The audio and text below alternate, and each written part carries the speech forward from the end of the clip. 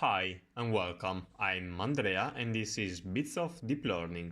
A few months ago a new paper came along stating that they achieved a new state-of-the-art performance on the task of object detection and semantic segmentation. The paper is called Rethinking Pre-training and Self-training by Zop and others. But this isn't a new model architecture, but a new strategy of training deep neural network called self-training. This strategy was first proposed in 2019 by Xi, showing already very compelling results on image classification.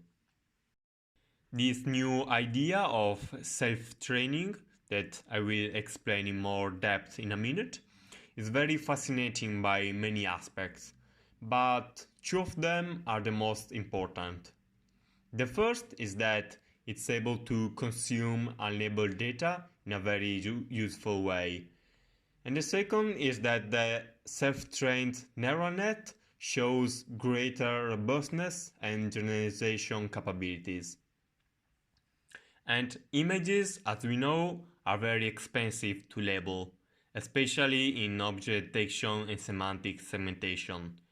And potentially we could have many order of magnitude of more unlabeled data.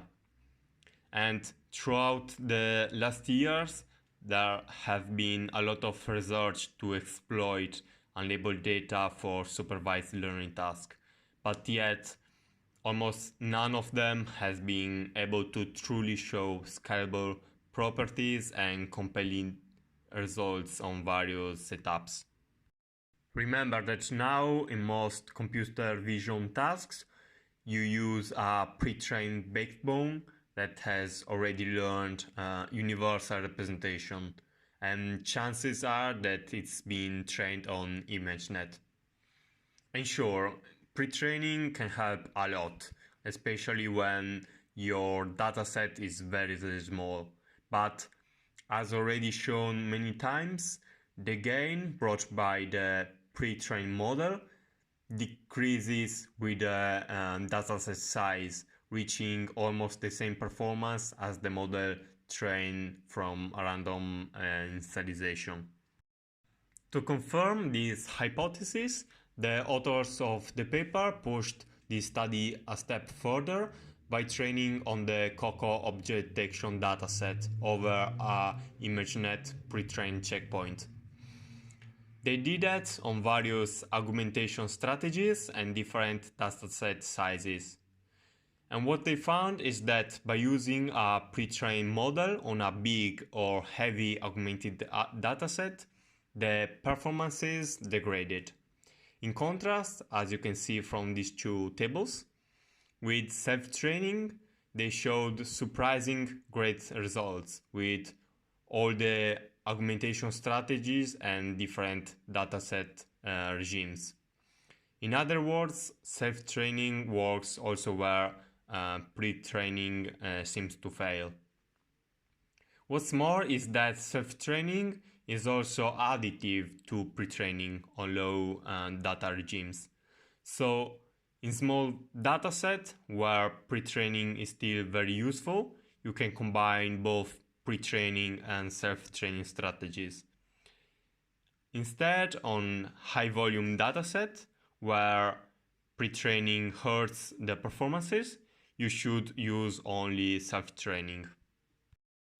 If you are not amused by that, I can assure you that it's a big result.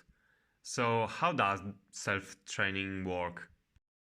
Well, it's based on the teacher-student paradigm, but with the distinction that in self-training you first train a teacher on the labeled dataset and use the teacher to pseudo-label an unlabeled dataset, and then use the labeled and pseudo-labeled dataset to train the student.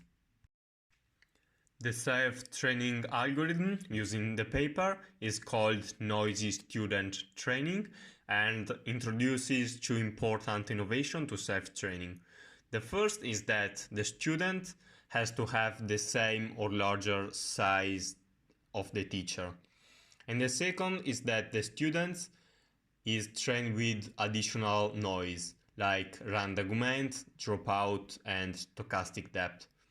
This introduction of noise to the students is to make it more powerful and general than the teacher. Also, this cycle of training the teacher, pseudo-label and unlabeled dataset, and use both dataset to train the student can be repeated as many times as you want. But also with just one round, the algorithm is performing very well. So going back to the paper of today, we already showed the stunning result and how self-training helps also with big dataset and strong augmentation regime. And to improve the current state of the art on object detection on Coco dataset, they implemented self-training with SpineEdge backbone. But the experimentation didn't stop here. In fact, they challenged self-training also with semantic segmentation, reaching, as you can see, the best performance to date. Let's now focus on the why self-training excel when pre-training fail. As pointed out in the paper, one of the explanations is that pre-training is not aware of the task of interest and can thus fail to adapt to new tasks. For example, the neural net pre-trained on a classification dataset may learn some deceptive features from which it's not able to escape when self-tuned on the intended task. But this is not the case with self-training, as the neural net is always trained on the specific task and can thus learn specialized feature representation from a broader and more varied dataset. Another idea worth mentioning is the importance of task alignment. In fact, they experimented with AUG set of the Pascal dataset, and the AUG set is essentially an additional dataset with much noisier labels than the train set. And what they found is that with strong data augmentation, training both on train and AUG hurts the accuracy, but using AUG as a self-trained dataset, that is removing the labels, improves the accuracy. What this shows is that having the same annotation is very beneficial for the neural net. Unfortunately, behind these encouraging results, there's a major limitation. In fact, self-training requires more compute than fine-tuning on a pre-trained model, about 1.3 to 8 times. That's because two models have to be trained, and the student is also trained with an additional large dataset.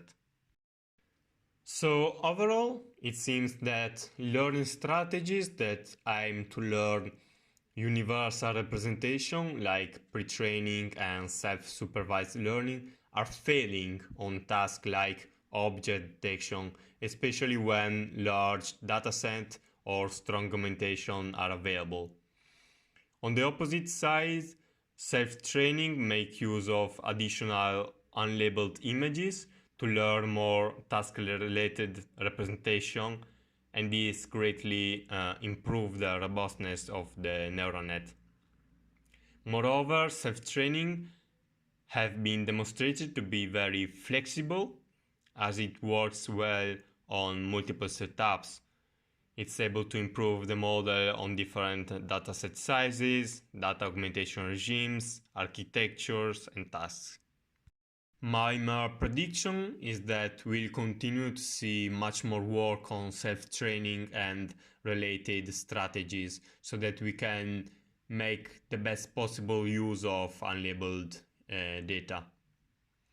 That's all for today. I'm Andrea and this is Bits of Deep Learning.